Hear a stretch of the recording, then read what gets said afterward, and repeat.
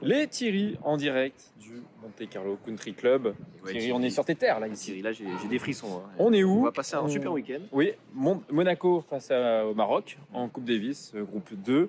Thierry, on va aller voir tous les matchs. Thierry, c'est vrai qu'on est favori ce week-end, puisqu'on a quand même Lucas et Valentin qui sont dans le top 500, qui sont des joueurs confirmés à ce niveau de la compétition. On a deux Marocains en simple qui sont autour de la 1000e place mondiale. En double, on a la chance d'avoir Hugo. Bon, et ça on s'en Romain. fout. Ça on s'en fout. Enfin, Mais c'est on va important. surtout faire découvrir l'envers des coulisses. L'envers des coulisses. 48 heures de Coupe Davis. Voilà, ça va être exceptionnel. L'ambiance Coupe Davis, on va la sortir.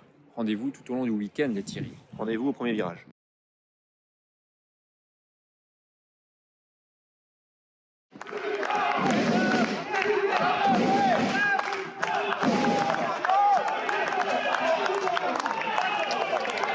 Et là, il y a Lucas Catarina qui sert pour le match, pour apporter le premier point dans cette rencontre contre le Maroc. On se retrouve à la fin du match.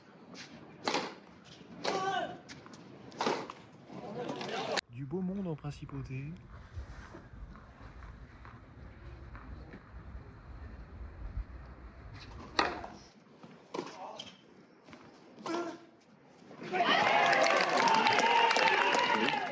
On est où là? Alors, il y a 4-3, break pour Monaco dans ce premier match de la première rencontre. Lucas Catarina qui confirme son rôle de favori dans ce premier match. Et qui est à 2 jeux de rapporter le premier point pour Monaco, qui va servir pour confirmer son break à 5-3, 6-3, 5-3. Normalement, dans un quart d'heure, c'est fini.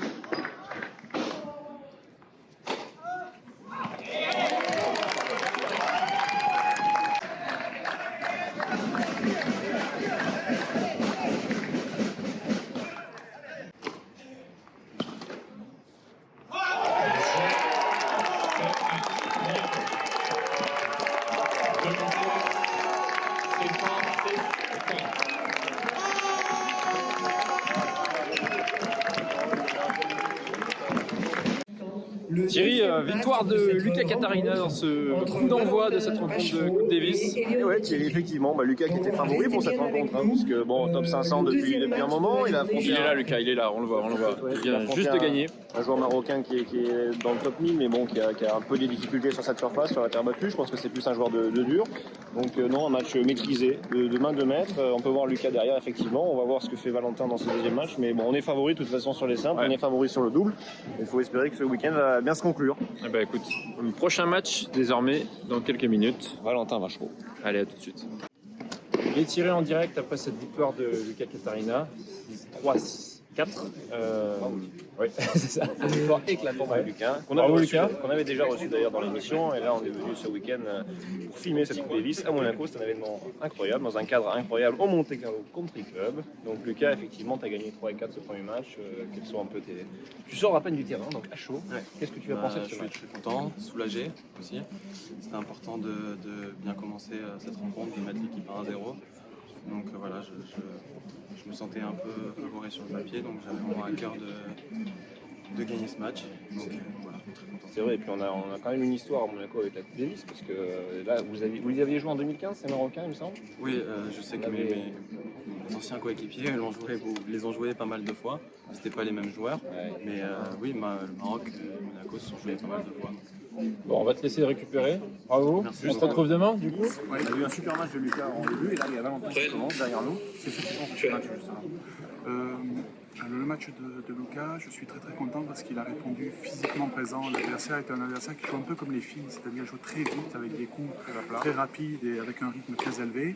Et pour contrôler ce joueur, il fallait vraiment qu'il soit très réactif et véloce, et il a été. Et là, Valentin qui a débuté. C'est un match accroché contre Elliott, parce que Elliott, c'est vrai que comme on l'a dit précédemment, c'est un joueur qui joue très propre, très bien. Qu'est-ce que tu penses de ce match? Et d'un autre niveau. Donc voilà, écoute, j'ai l'inconnu de Valentin, qui est un nouveau joueur pour nous, pour la fédération. C'est son deuxième sélection. Écoute, je regarderai avec attention ce qu'il va faire contre un joueur encore une fois d'un autre niveau et mieux le plus grand mieux. Merci Christophe. Salut Eric, merci d'être avec nous, avec les Thierry. C'est ma première. C'est ta première. Alors, est-ce que c'était compliqué d'organiser ce week-end à Monaco de Coupe Davis? Non, ça a été une forte mobilisation de toutes les équipes, mais la réalité, ça a été un vrai plaisir. notre présidente a réussi à fédérer un petit peu toutes les équipes, que ce soit du club, du tournoi, de la fédération monégasque de tennis. Et donc voilà, il y a une belle synergie et tout le monde a été vraiment super content de mettre ça en place. C'est vrai que ça rentre dans une fenêtre. Dans un mois, on a le tournoi, le Rolex Masters. Ici, pour toi, est-ce que ça a changé des choses dans la préparation, justement? Non, ça a été plutôt même un avantage parce que toutes les équipes étaient déjà sur le pont. Ça nous a permis de composer un petit peu, mais les tribunes ont été montées et on a pu compléter et adapter en fait. Donc on a eu la chance même de bénéficier, ce qui permet d'avoir vraiment un très beau cours avec de très belles conditions pour cette rencontre de Coupe Davis. Oui, s'il pleut, on sera à l'abri. Tout à fait, c'est pareil, sous l'impulsion de notre présidente, on a refait entièrement le toit, ce qui va permettre demain, on ne le souhaite pas du tout, mais s'il pleut, effectivement, nous aurons un toit et on aura un cours couvert qui pourra accueillir les 3 matchs de demain. De samedi. Eric, on a vu un beau match, un beau premier match avec Lucas qui a gagné premier match solide, des deux côtés, coup droit, revers, un 2-2-7. Et là, on va commencer le match avec Valentin. Thierry, tu les vois en direct. Tu as fait un petit pronostic pour le match de Valentin, qui a un gros poisson en face, Elliot, qu'on connaît bien ici. Tout à fait, Elliot, qui a été très très bien classé, qui est un très grand joueur de Coupe Davis, un très très bon joueur. Mais Valentin est très motivé. Il revient des États-Unis. C'est quelqu'un qui se dédie à ce moment au tennis. Et nous, en tout cas, on a confiance en lui et on espère fortement qu'il va justement réussir à franchir le cap et à faire la chose. Mais on en est sûr, on est derrière lui vraiment à 1000%. Moi, je pense que Valentin est sous-coté et je pense qu'il va nous surprendre et qu'il va faire un gros match. Oui, parce qu'il est en pleine phase d'ascension ascendante. Il est en pleine progression. Il découvre un petit peu cette ambiance de Coupe Davis. Mais vraiment, on est sûr qu'il va faire un gros match et qu'il fera en tout cas le maximum. Merci Eric. Avec grand plaisir. Les Thierry. À bientôt. Nous avons Valentin qui s'échauffe parce qu'il va bientôt rentrer sur le terrain pour affronter le Maroc dans un match numéro 2. Et Valentin qui est comme Lucas tout à l'heure, largement favori puisqu'il va affronter un joueur qui est au-delà du top 1000 mondial. Donc je pense que ça devrait le faire en 2-7 aisément.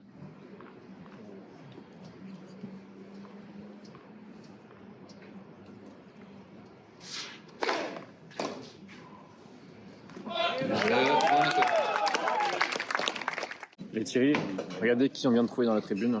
On a trouvé Thierry Paddle. Bonjour les Thierry. Thierry, alors qu'est-ce que ça fait de voir un terrain en grand? Alors les dimensions ne sont pas les mêmes, mais c'est tout aussi agréable. On a vu un beau premier match avec Lucas qui a assuré, qui a remporté le premier point pour Monaco. Qu'est-ce que tu as pensé de ce match? Alors c'était très intéressant, mais je pense que le vrai combat va se jouer maintenant entre Valentin et Elliot. Deux joueurs qui sont très proches au niveau du classement et qui vont nous offrir sûrement un très beau combat. C'est vrai que là c'est le début du match, il y a 2-1, il y a déjà eu un break. Ouais. Et c'est vrai qu'on voit que ça tape, des deux côtés, c'est solide. Est-ce que tu as un pronostic pour ce match? Alors évidemment je vais me pencher vers Monaco et je vais espérer que Valentin va remporter cette victoire. Ouais. Et je vais annoncer un petit 6-4, 6-4 pour Valentin. C'est vrai, un break par 7, terminé. Un break par 7. Terminé, voilà, bonsoir. exactement. Merci on Thierry. l'espère. Merci à vous. Ouais, Thierry, deuxième match, et à la fin du premier set, on peut dire que notre ami monégasque Valentin a pulvérisé le Marocain.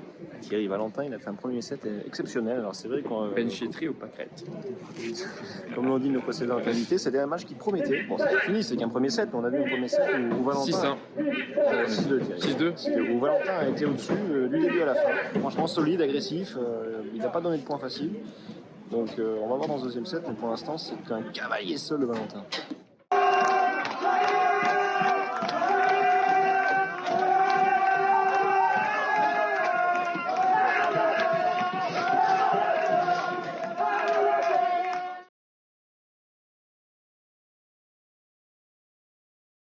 On se retrouve au Monte Carlo Country Club pour cette deuxième journée. Alors on a vécu une première journée exceptionnelle avec deux monégasques, Thierry, qui ont brillé, Lucas et Valentin. Ouais, tout à fait. Et aujourd'hui, le double avec Hugo Nice Et Romain Arnaudot, une équipe qui d'ailleurs est en train de s'entraîner en bas depuis ce matin. On est passé du cours couvert au cours ouvert. On va voir ce que ça va donner, Thierry, absolument. Et le match, quelle paire de double. on en parlera plus tard. Ouais. Suivez-nous sur les Thierry toute la journée, ça va péter.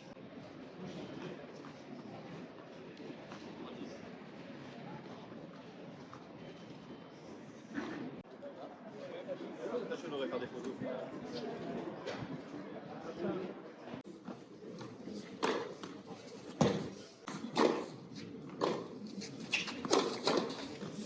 Les Thierry, on est à quelques minutes avant le début du double, le troisième match de cette rencontre Monaco-Maroc. Un double qui sera décisif, Thierry. On est même à quelques encablures de ce double et ça va être un double, comme tu l'as dit, décisif. Pourquoi? Parce qu'on mène 2-0 et si on remporte le double avec cette équipe monégasque qui a brillé à Roland-Garros d'ailleurs cette année en 2021, et ben la rencontre elle est pliée. Il y aura 3-0 et les Marocains ne pourront plus venir. Alors cette paire de double, Thierry, monégasque. Monégasque, comme on l'a dit, elle a fait s'affronter en huitième de finale de Roland-Garros cette année en 2021. Romain et Hugo, et c'est vrai que c'est une équipe qui est costaud. Parce Qui fait partie des meilleurs mondiales, c'est ce que tu disais. Oui, ils sont en top 50, autour du top 50 mondial en double, et derrière on peut voir l'échauffement d'Eliott pour le Maroc. Mais alors ils jouent pas ensemble et à Romain, l'année. Je crois que Romain fait pair avec Benoît Paire, Thierry. Effectivement, alors, effectivement, Benoît Paire qui est un acolyte de nos monégasques, parce que c'est vrai que des fois il joue aussi avec Romain, il joue avec Hugo, il a un peu alterné. Donc, Bon, on a toutes nos chances en tout cas. donc, je pense qu'on va remporter le double, on est favori en tout cas sur le papier, comme hier pour les deux simples. J'allais dire que pour le suspense, il faudrait peut-être même perdre pour pouvoir avoir le match des numéros 1 derrière quand même, entre Lucas Catarina et Eliott Benchetrit, qui pourrait être un beau spectacle. Donc on va voir les Thierry, ça va débuter en tout cas dans 10 minutes. Hein. Allez, rendez-vous pendant le match avec plein de surprises. Il y aura Thierry Tribunka qui sera là. Et Bref, n'oublions pas que nous sommes dans l'antre du Monte Carlo Country Club, attention. à tout de suite. À tout de suite.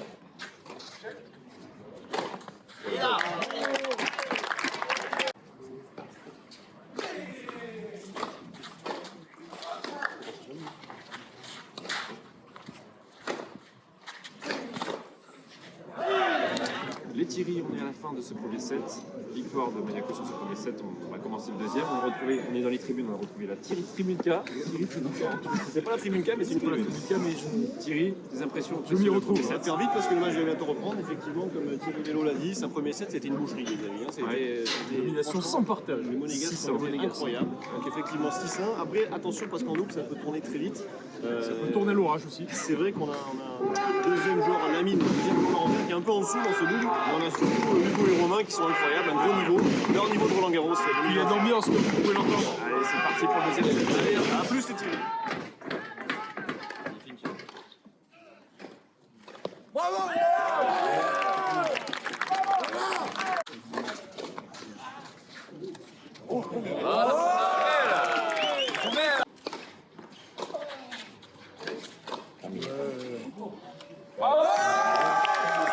On a la chance de se retrouver avec Guillaume Couillard, capitaine de cette équipe de Coupe Davis de Monaco. Guillaume, alors, un beau match de double incroyable de nos deux monégasques.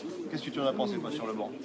Oh bah, ils ont fait exactement ce que je leur demandais de faire. Là, ils ont été fabuleux. Ils ont fait un super match. Il y avait quand même c'était un match décisif devant leur public. C'est jamais évident. Et ils commencent à avoir une expérience sur le circuit à jouer des gros matchs. Et puis aujourd'hui, on a vu que le fait de jouer toute l'année devant des stades un peu pleins, avec du monde, dans des gros tournois, ça leur a servi de gérer la pression. Là. Ils ont vraiment joué le niveau qu'il fallait. Ils n'ont pas laissé respirer une seule seconde. C'est magnifique. Ouais, c'est vrai que tu disais le parcours qu'ils font sur le circuit de double toute la saison. Ils ont fait un super tournoi à Roland-Garros en 2021, justement. Un bon parcours, et c'est vrai qu'ils accumulent de l'expérience. Et on a vu qu'en face, même Eliott, qui est un bon joueur en simple, on a vu la différence entre des joueurs qui sont vraiment des spécialistes de double et des joueurs qui sont quand même des joueurs de simple. Ouais. Toi qui es un grand joueur de double. Mais c'est vrai que la différence aujourd'hui, elle se voit, c'est que nous, il y avait Hugo et Romain qui bougent très très bien sur le terrain, ils prennent une place énorme au filet en fait. Les mecs en face, ils savent pas où jouer. Ils prennent toutes les balles, ils mettent une pression en permanence. Et voilà, et puis bon, Hugo et Romain, c'est vrai qu'ils se connaissent pas mal, ils jouent pas toute l'année ensemble, mais dès qu'ils se retrouvent, à chaque fois, ça cartonne. Quoi. Donc c'est vrai qu'aujourd'hui, ils ont fait un match plein. Quoi. Et puis là, on va retrouver le match du numéro 1, Lucas contre Eliott. Ouais, alors je pense pas qu'Eliott va jouer. Ouais. Je pense qu'ils vont mettre un remplaçant. On va voir. Ouais. Il me semble. C'est dans quelques ça. Voilà. Merci en tout cas Guillaume pour Merci à vous. être dans les Thierry, c'est un plaisir, c'est une première et ça sera pas une dernière. Ah ben, j'espère bien. Salut Thierry. Salut. On se retrouve avec Romain qui a fait un match incroyable avec Hugo sur première et Thierry qui est avec nous. Romain, super match. Alors, qu'est-ce que tu as pensé des adversaires de ce match qui donne le point de la qualification, de la victoire? 3 victoires. Écoute, on a été très très bon, comme tu viens de le dire. Et non, ça fait plaisir de gagner, de clôturer la rencontre. Toute l'équipe elle compte sur nous pour gagner le double parce qu'on est censé être favori. Du coup, on a tenu notre rang et on les a expédiés. expédié. Comment Non, on mais- appréhende justement le fait d'être favori sur une telle rencontre? Comment on l'aborde? Est-ce que ça joue dans la préparation? Bon, évidemment, toute l'année, de toute façon, on joue quand même. Donc on a de l'expérience, on sait comment jouer. Les joueurs qui ont un peu moins d'expérience en double, voilà, on prend un peu plus de place au filet qu'eux. Il faut juste qu'on fasse des choses un peu plus simples que d'habitude. On n'a pas besoin de faire des trucs de fou en fait. Et tout s'est bien goupillé aujourd'hui. Et pour être honnête, je les attendais un peu meilleurs que ça. Et du coup, on a été sérieux et ça s'est vite bien goupillé. Et justement, on en parlait avec ton coach, avec Guillaume, qui est aussi un spécialiste de double. On parlait de l'impact qui vous jouez en double toute la saison. Vous avez fait un super parcours à Roland Garros aussi en 2021. La différence avec des joueurs qui sont plus des joueurs de simple, surtout pour Elliott, d'un point de vue technique et surtout stratégique sur le terrain, ça joue énormément. Ça joue énormément, ouais, mais ça se nivelle un peu sur normalement les terres battues un peu lourdes comme aujourd'hui en fait, parce qu'on a plus le temps de jouer du fond du court et la balle va moins vite, du coup on a plus le temps de jouer du fond. Plus les cours vont vite et plus c'est important d'être fort au filet pour faire nos stratégies de double. Du coup c'est pour ça qu'aujourd'hui on était méfiants parce que ça va doucement, il fait froid, et du coup ça ralentit encore le jeu. Et je les attendais un peu meilleurs que ça, mais on a été bons aussi nous du fond, du coup parfait. J'imagine qu'avec les deux résultats positifs d'hier en simple, on commence au double un peu plus décontracté. Ouais, c'est vrai qu'à 2-0 c'est mieux qu'un partout évidemment, mais ouais, un partout c'était très très important le double parce que c'est vraiment le point qui allait faire décider la rencontre. Et là 2-0 ça nous avait déjà relâché.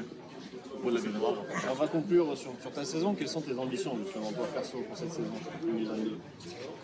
Perso, écoute, moi c'est vraiment continuer à progresser dans mon jeu de double et en termes de classement, j'aimerais intégrer le top déjà 70 et le top 50 rapidement. Merci Romain en tout cas. Merci Romain.